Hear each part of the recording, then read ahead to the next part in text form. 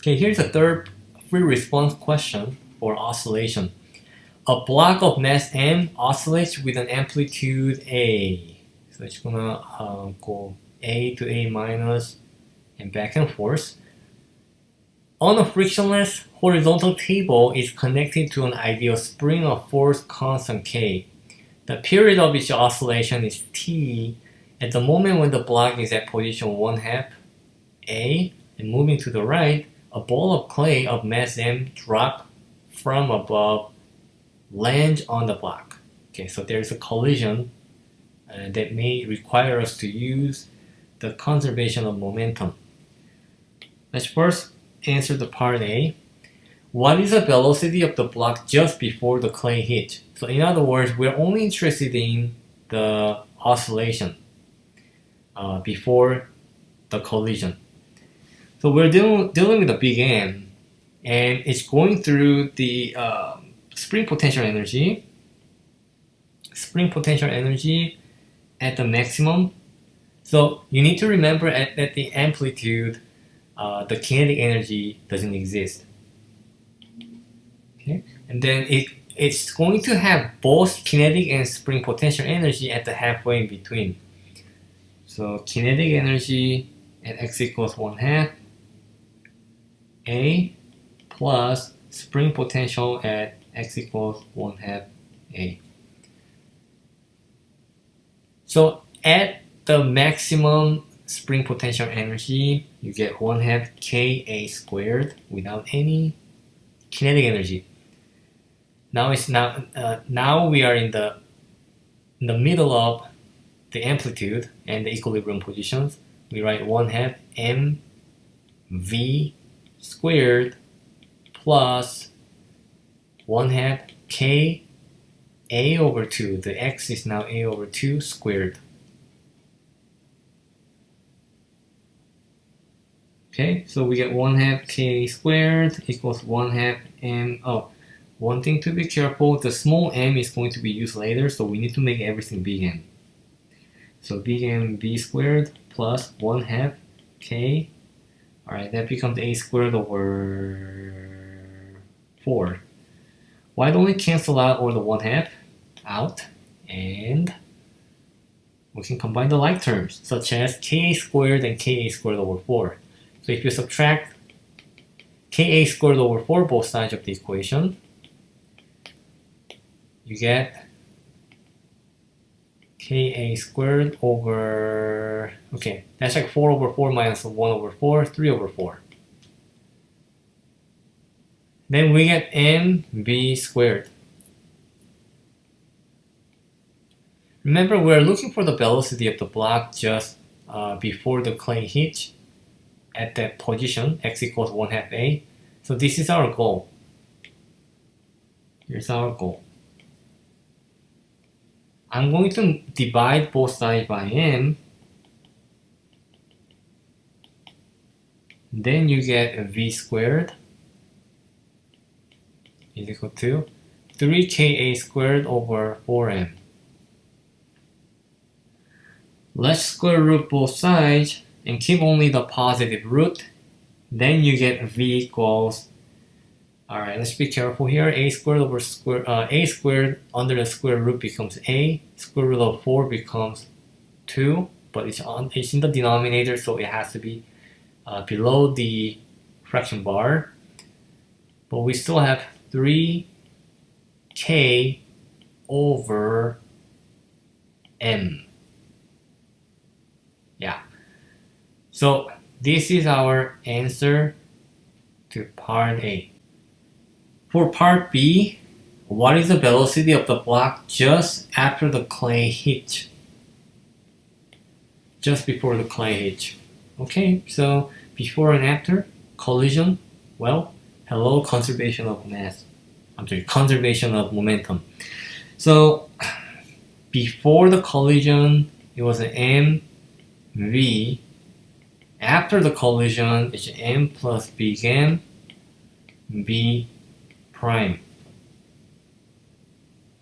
So we look for the b prime, which is big M b over small m plus big M. And we know the V from the earlier earlier answer. M over small m plus big M, A over 2, square root of 3k over m.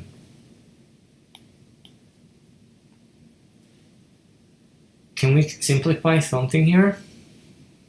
I can definitely simplify the big mass m. This is big M, this is square root of m.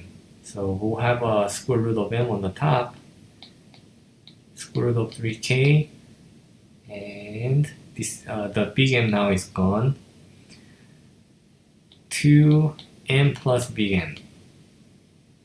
Then you can combine the square root together. B prime is equal to 2 over 2 small m plus big M, square root of 3k big M. And that's your answer to part B.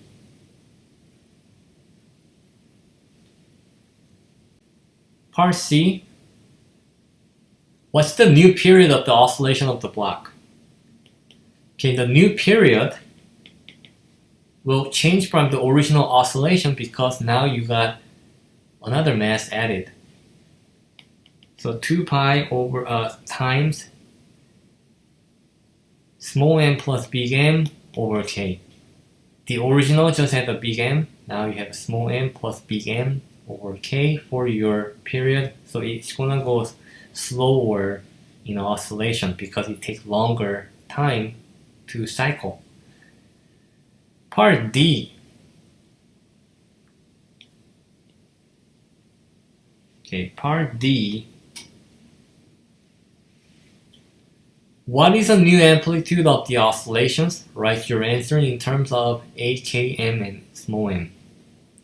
New amplitude. Okay, the new amplitude will result from the collision with the small m dropped from above. So our goal, A prime, is our goal, and you can write in terms of A, K, big M, small m. Okay, so we can think this as kinetic energy and potential energy. So in the very middle, right here, in the very middle of between the equilibrium position and the amplitude, we have potential energy.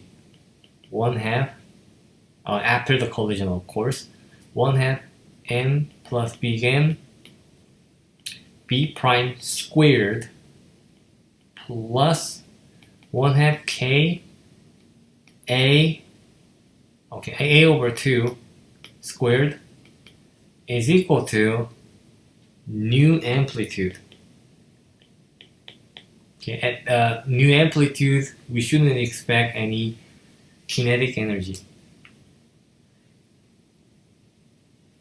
At the position of they collided at 1/2 A, it has both kinetic and spring potential energy because it was in the middle of that cycles, the oscillation. Alright, so we can find the B prime from the part B. 1/2 small m plus big M B prime A over 2 small m plus big M square root of 3k big M. But they all need to be squared. And then plus 1/2 ka squared over 4 equals 1/2 ka prime squared. Okay, so notice how we can cancel out 1/2 across all the terms in the equation. And then small m plus big M can cancel. Oh, actually not entire thing. Remember this got to be squared. Alright, so let me square this first. Okay, let me not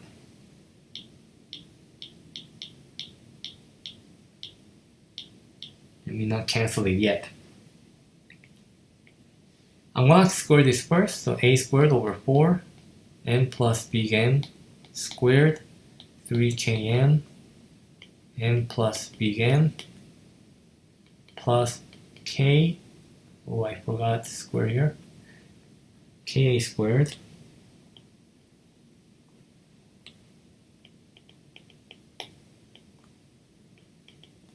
over 4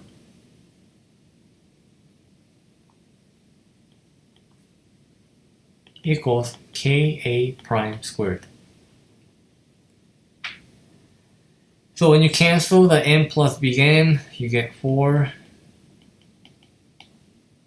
times the sum of the two small blocks, or small and big blocks, a squared 3k big M ka squared over 4 ka prime squared. Well, we can cancel out the spring constant. We can factor out the a squared. We can factor out the 1/4.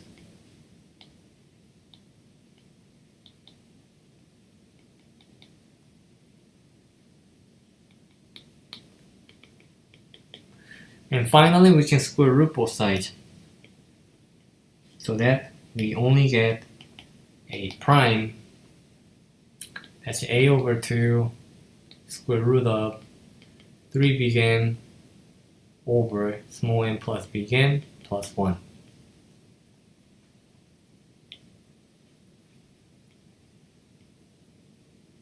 And that's your answer for part D.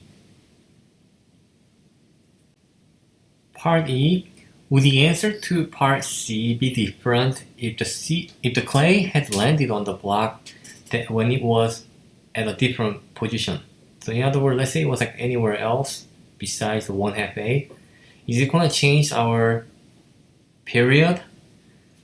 So if you go back to part C, the period only depends on the mass and the mass and the spring constant, or spring proportional constant. So if you're to go 1/2, 0, or amplitude, it doesn't matter. In other words, the period doesn't depend on the period. So answer is no. No.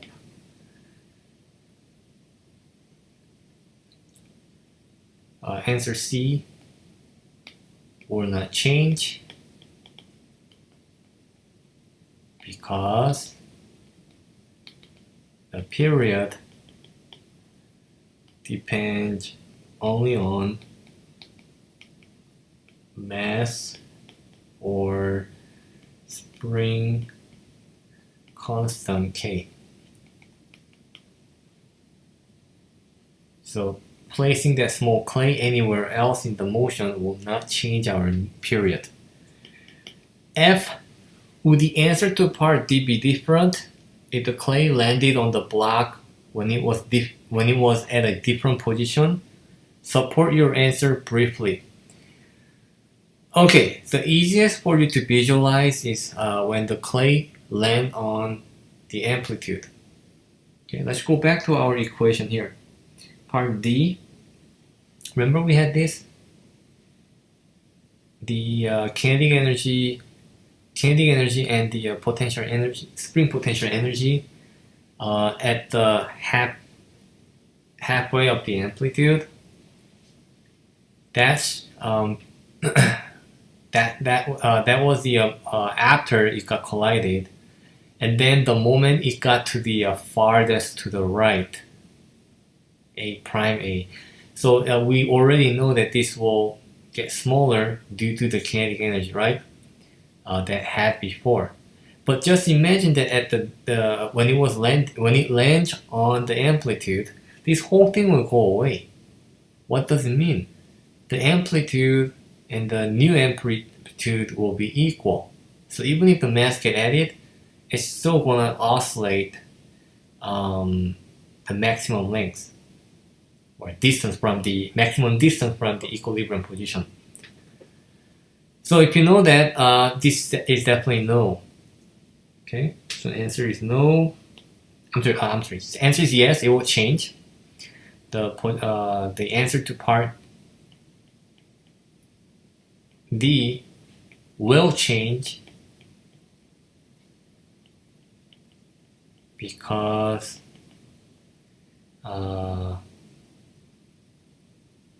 for example,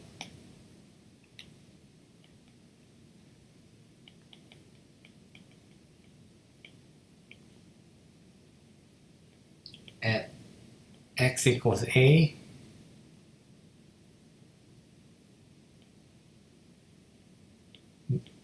the amplitude, the new amplitude will still be equal to amplitude with no kinetic energy.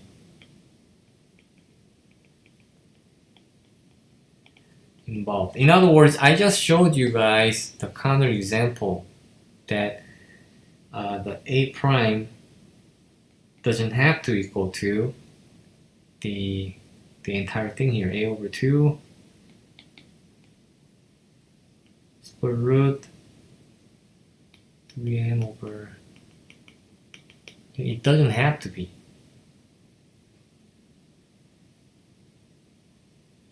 And of course, if you are at the maximum kinetic energy, or meaning at the equilibrium position, if you are there, that goes away, your amplitude should be far less.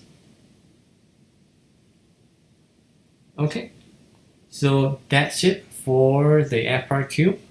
Thank you very much everyone for watching the long series.